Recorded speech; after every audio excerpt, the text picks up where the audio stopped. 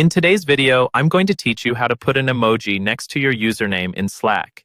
This can be a great way to add a little personality or expressiveness to your online presence, and it's quite easy to do once you know where to find the right settings. So, let's dive straight into it. The first thing you want to do is open your web browser and navigate to Slack. Make sure you're logged into your account. Once you've done that, take a look at the top left corner of the Slack interface. You should see your workspace name alongside a three-dot menu. Click on that.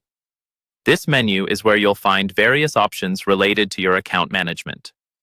Next, you want to select Profile and Account from the drop-down menu. Once your profile page opens, you'll see an option to edit it. Click the Edit Profile button. This is where all the magic happens.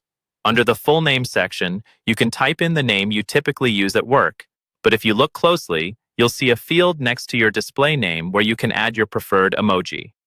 You can either type a colon, followed by an emoji name if you already know it.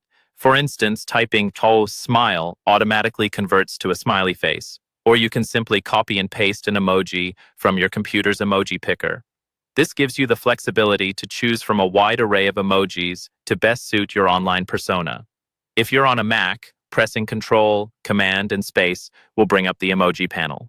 For Windows, pressing the Windows key and the period button will do the trick.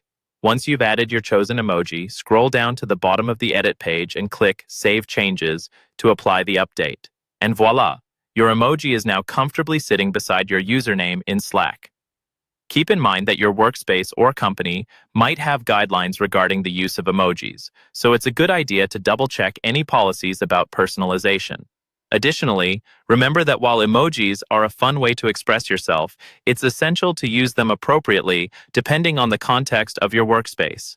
And there you have it, a simple yet effective way to add a bit of flair to your Slack username. I hope this tutorial has been helpful and you've successfully managed to add a touch of creativity to your profile.